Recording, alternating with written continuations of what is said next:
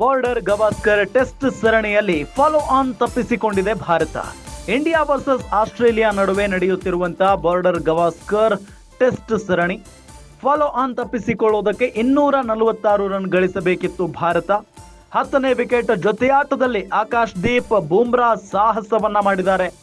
ಕೊನೆಯ wicket ಜೊತೆಯಾಟದಲ್ಲಿ 39 run ಗಳಿಸಿದ ಜೋಡಿ ಇದು. ಟೆಸ್ಟ್ ಸರಣಿ ಜೀವಂತವಾಗಿರಿಸಿಕೊಳ್ಳಲು ಗೆಲುವು ಅಥವಾ ಡ್ರಾ ಸಾಧಿಸಬೇಕು. ರಾಹುಲ್ 84, ಜಡೇಜಾ 77 ರನ್, ಆಕಾಶ್ ದೀಪ್ ಔಟ್ ಆಗದೆ 27 ರನ್ ಸಿಡಿಸಿದ್ದಾರೆ. ಸ್ಟಾರ್ ಆಟಗಾರರ ವೈಫಲ್ಯದಿಂದಾಗಿ ಸೋಲಿನ ಸುಳಿಗೆ ಸಿಲುಕಿತ್ತು ಭಾರತ.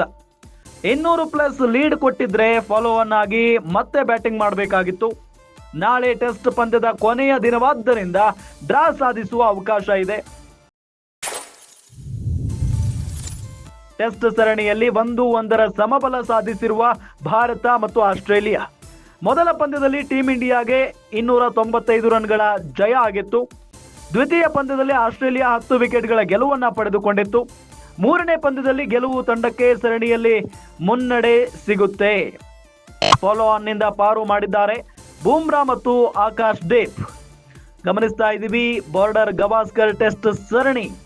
ಈ ಸರಣಿಯನ್ನ ಗೆಲ್ಲಲೇಬೇಕು. ಇನ್ನುಳಿದಂತ 2 ಮ್ಯಾಚ್ಗಳನ್ನು ಕೂಡ ಗೆಲ್ಲಲೇಬೇಕಾದಂತ ಅನಿವಾರ್ಯ ಪರಿಸ್ಥಿತಿ ಇದೆ ಈ ಪಂದ್ಯವನ್ನ ಬಿಟ್ಟು. ಯಾಕೆಂತ ಹೇಳಿದ್ರೆ ಮುಂಬರುವ ವಿಶ್ವ ಟೆಸ್ಟ್ ಚಾಂಪಿಯನ್ಶಿಪ್ಗೆ ಫೈನಲ್ಗೆ ಲಗ್ಗೆ ಇಡಬೇಕು ಅಂತ ಅಂದ್ರೆ ಭಾರತ ಈ ಟೆಸ್ಟ್ ಗೆಲ್ಲಲೇಬೇಕಾದಂತ ಅನಿವಾರ್ಯತೆ ಇದೆ. ಅದರಲ್ಲೂ ಈ ಸರಣಿಯನ್ನ ಗೆಲ್ಲಲೇಬೇಕಾದಂತ ಅನಿವಾರ್ಯತೆ ಇದೆ. ಹಾಗಾಗಿನೇ ಈ ಬಾರ್ಡರ್ ಗವಾಸ್ಕರ್ ಟೆಸ್ಟ್ ಸರಣಿ ಸಿಕ್ಕಾಪಟ್ಟೆ ಕುತೂಹಲವನ್ನ ಮೂಡಿಸಿರುವುದು.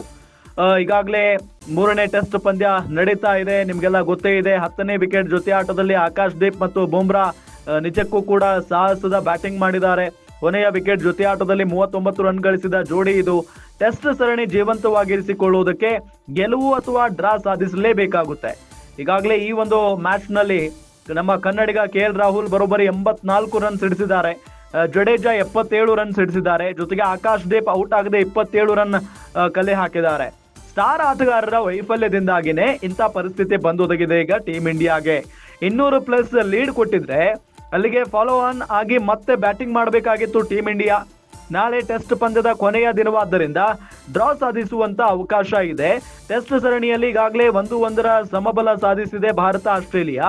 ಮೊದಲ ಪಂದ್ಯದಲ್ಲಿ ಟೀಂ ಇಂಡಿಯಾಗೆ 295 ರನ್ಗಳ ಜಯ ಆಗಿತ್ತು. ದ್ವಿತೀಯ ಪಂದ್ಯದಲ್ಲಿ ಆಸ್ಟ್ರೇಲಿಯಾ 10 ವಿಕೆಟ್ಗಳಿಂದ ಗೆಲುವನ್ನ ಸಾಧಿಸಿತ್ತು. ಮೂರನೇ ಪಂದ್ಯದಲ್ಲಿ ಗೆಲ್ಲುವ ತಂಡಕ್ಕೆ ಸರಣಿಯಲ್ಲಿ ಮುನ್ನಡೆ ಸಿಕ್ಕಂತಾಗುತ್ತೆ. ಇದೆಲ್ಲದರ ನಡುವೆ ನಮ್ಮ ಬೌಲರ್ಗಳು ಇವತ್ತು ಬ್ಯಾಟಿಂಗ್ ನಲ್ಲಿ ಮಿಂಚಿದ್ದಾರೆ ಅಂದ್ರೂ ಕೂಡ ತಪ್ಪಾಗ್ಲಿಕ್ಕಿಲ್ಲ. ಫಾಲೋ ಆನ್ ನಿಂದ ಪಾರ್ ಮಾಡಿರುವುದು ಬೂಮ್ರಾ ಮತ್ತು ಆಕಾಶ್ ದೀಪ್.